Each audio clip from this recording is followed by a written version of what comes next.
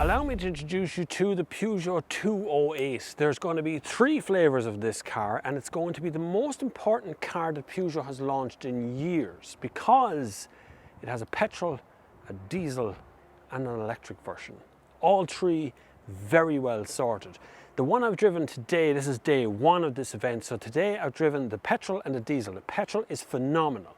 A 130 brake horsepower through an 8-speed automatic gearbox. Absolutely brilliant, a hoot to drive, and it's perfect as to what Peugeot have done with their brand over the years. This suits them down to the ground. This one is the diesel version, the Allure. This is 100 horsepower through a 6-speed manual box I've driven today. A lot more wishy-washy, designed to be a very economical car. That is the whole point behind it. And tomorrow we drive the electric version. This is without doubt the best looking car that Peugeot has created in years. We're going to see other versions of this. Opel, a division of Peugeot now, is also going to bring out a version. Citroën are also going to bring out a version. So we'll see more of them, but this one is bite the back of your hand gorgeous. Exactly what Peugeot should have done. So what we're going to do now is hit the subscribe button. Make sure you're a subscriber here because this is what you want to see. We're going to have a look around on the inside of this one and see what actually makes one of these new 208s tick. Come on. Exterior aside for a minute, which is absolutely gorgeous, the interior of the 208 is also equally gorgeous. I love the screen is wrapped ever so slightly towards me. We'll see how that turns out when we change the steering wheel sides. The steering wheel, when it comes to Ireland and England, obviously will go to this side, so I'll have to bend that screen the opposite direction, which is the reversal of this. I adore the 3-dimensional instrument binnacle. Beautiful thing. Touchscreen here is actually pretty good. Now, there is a problem, of course, as I will always point out, that there isn't knobs for the air conditioning. What they've done to try and conquer that is put the air conditioning on both sides. So you touch that and you can get into the air conditioning system straight away. It's able to come up just like knobs would down here, but it's still not a replacement for knobs. I'm sorry, Peugeot, but I'm going to have to keep on going about it. Knobs, please.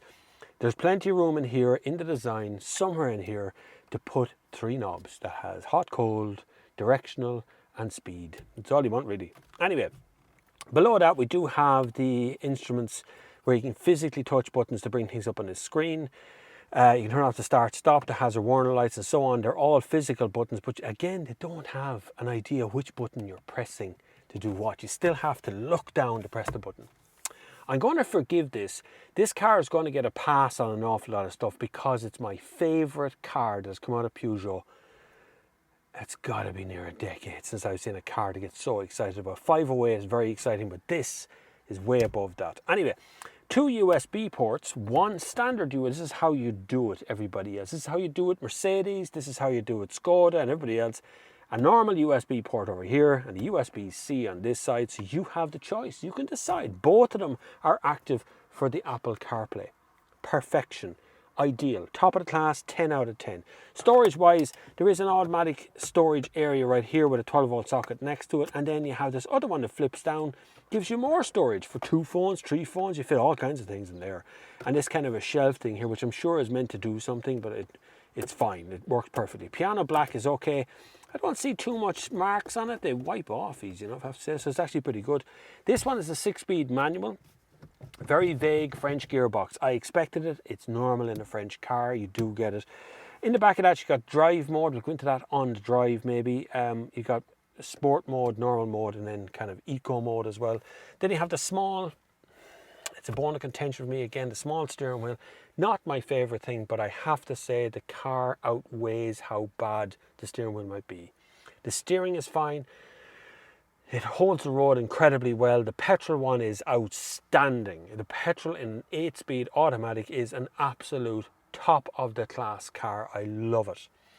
The wraparound dashboard is gorgeous. It's got this faux carbon fibre all around, starting here and wraps all the way across the dashboard on the other side. Beautiful. And you get a glove box over here, which is usable. First Peugeot glove box in the history of man that hasn't got the fuse box inside it. And so you can actually put tons of things in there. 2 cup holders and another storage unit back here. Absolutely incredible. Perfect car, almost. I do wish I had my knobs for my air conditioning. I'd pretty much forgive everything else. But I'll actually, you know what, I might even give that a pass, because at least I'm able to touch in my eye line. I can touch a thing, I can touch another thing, and then I can touch a thing, and it's back to where it was. Perfect. Apple CarPlay, Android Auto, works flawlessly, both of them, although Apple CarPlay is cut off on both sides to allow the air conditioning to appear. It's been chopped off there. But I can live with that, because you need to be able to see the air conditioning, right? Permanently on a screen in front of you, so it works. It works, it's acceptable. I'd still rather have buttons and knobs. Anyway, to the back seat. By the way, this one's static, and that's the bar. So I actually mean that is the bar right there. Anyway, back seat. I'm sitting here. You're going to sit too comfortably in this back seat easily. Plenty of room. I've set the seat up for me there in front, so plenty of room here between me and the seat in front of me. And I have two normal charge-only USB ports right here. These just charge the car, or charge the phone. They don't do anything else, Apple CarPlay. Map pockets on both sides, handles on both sides here as well. And then there's no armrest in the middle that I can see. Might be an option in certain cars. There's ISOFIX on both sides here, and you've got seats that go up and down, and they flip forward really easy. Really straightforward. One little push and you're down. It's not a flat floor behind, but I can forgive that. This is a small city car. Let's not lose sight of what this car is able to do, what it's designed for. Bit of a flaw there when you pull out the seatbelt, but I can live with that one as well. Everything gets a pass. The car is brilliant, I have to say. To the boot. Now, the boot. So, my dinner's on. I can smell it. This is the boot. The boot lid release, look at that beauty. Isn't that beautiful? Isn't it gorgeous? I mean, the little lines down the side, beautiful. They're supposed to be the tiger claw cuts.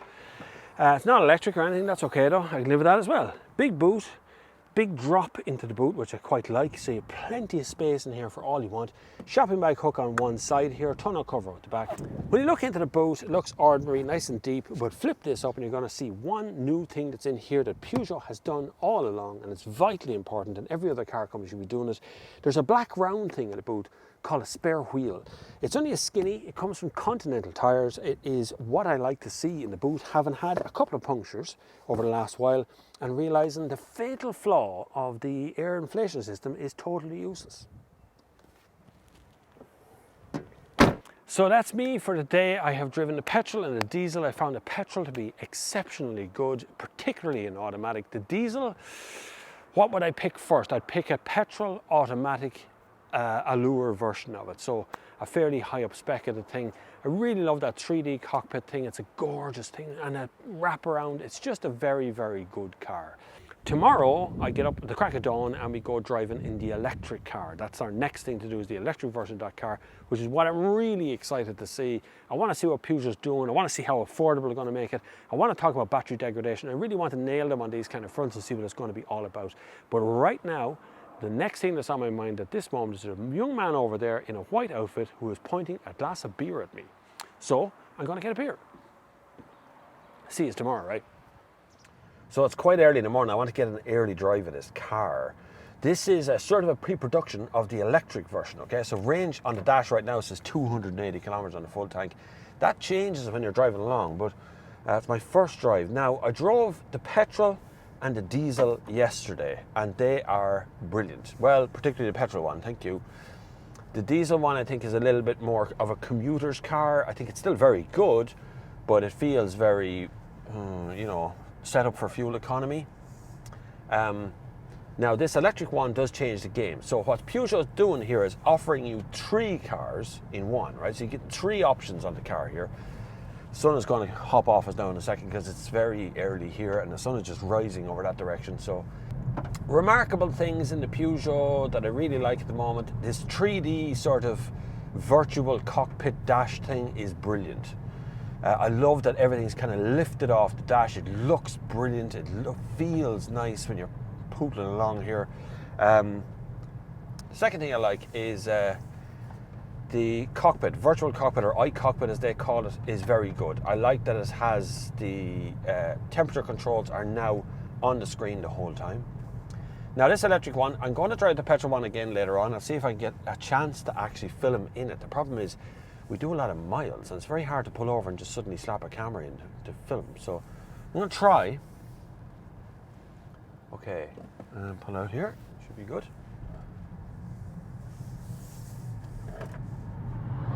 Nice responsiveness. There is a 0 to 100 kilometers an hour time of about a little over 8 seconds. So it's not a lightning fast electric car, but that's not what it's meant to be. We're meant to be getting over this 0 to 60 time now and moving on with actually driving cars as a car. So now they tell me this morning that this is pre-production, so don't necessarily, there might be lights on the dashboard or weird things going on inside the car. I haven't seen any of them yet. So what Peugeot is doing here, and I know if you're in the UK or elsewhere you might think it's Peugeot, and it's just the way it's pronounced in Ireland, okay? Peugeot. It's been Peugeot since I was a child, so it's still Peugeot to me. But what Peugeot's done here is the triple. So they've given you a petrol, a diesel and an electric car all in one. And some would say that the electric one is going to be some sort of compliance car. I don't agree. I actually think that this might be its own little unique flower, and it's working away there doing its own thing, and I like that. I like that the car isn't just, I don't know, an add-on, an afterthought. It's not ready for sure. Funny lights on the dashboard and stuff. So it's not ready yet, but that's okay, because it's more or less complete, and it more or less feels like a full finished unit, but you know, they'll have to work that out over time. This is going to charge off a 100 kilowatt charger, but it also will charge with an EV box, which I got my EV box installed by Mulher Electric in Portlaoise, very professional, and it's installed in 7.4 kilowatt. We'll charge this a little tad over 8 hours from empty. Now you're never really going to have an empty battery in these things, but so look, crucial information for you here. The warranty on electric cars is worth checking, right? It's very important that you check it every time. There's a reason why I say that. This electric car is warranted down to 70% of the battery. So if after 8 years or 160,000 kilometers, you have 65% battery left, that's going to be fixed under warranty. If you have 75% of your battery left, it's not under warranty. And after 8 years, they reckon you'll be on maybe the second or the third owner, and it really isn't going to matter a lot anyway. Not for you as the first purchaser. So the warranty on this then covers its range, the ability to be able to go to its maximum range every time. But be aware of that all electric cars have that built in already. So if you're after doing your first year with the car and it's able to do less miles than it did last year, that's not under warranty, by the way. They're not going to fix that unless it's dramatically outside of its range. Anyway, this electric car I love it. I have to say, the Peugeot 208, this one that I'm after driving this morning and yesterday, is an outstanding car. And I know there's more of them coming. I know that Opel's going to launch theirs, Vauxhall if you're in the UK. And I know Citroën will bring out their own version or whatever is going on as well. But this one just ticked every box for me yesterday when I saw it. It looks gorgeous. It drives very well. I've gotten over the small steering wheel. I've gotten over the touch screens. You know, it all kind of blends together nicely for me now. I really, really like this car. I've yet to drive back to the airport in it. We drove yesterday in the petrol and the diesel. The diesel is a little bit lackluster, but the petrol one is really, really good. I think the car itself is an outstanding machine. They've done a really, really good job here with this car. It will be on sale in Ireland. The petrol and the ICE engine ones will be in Ireland December, give or take. The electric ones won't be out until January next year, January, February. They're not finished. It's not finished in here. Looks great, but it isn't finished. Which way do you want me to go? Left. Oh, I'm in a little town. Hello, little town. Oh, torque. I love torque in these cars. It's great. Whee! Now, don't do that every time, right? Just doing it for a laugh there, but don't do that the whole time. Now, hopefully you've learned all you need to know about the electric, the diesel and the petrol 208, and we'll be able to join me again in another video. So hit the subscribe button, which is very important at these videos. It's how you support me. And if you really want to support the channel, there's a list of links down below which keeps the channel independent and free, so I don't need to worry about advertising or sponsorship or any of that sort of stuff. I can just get on with the content, baby. Thank you very much for watching, and until the next time, I will see you on the far side.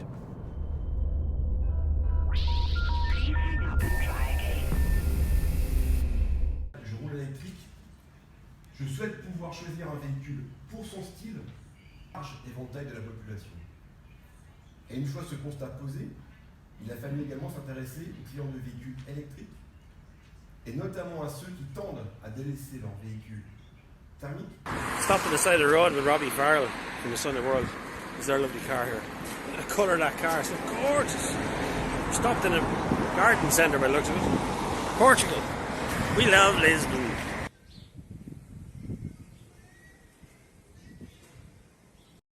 So I've landed in the hotel thing, which is kind of behind the scenes stuff. See the Peugeot 208 there? It's gorgeous, isn't it?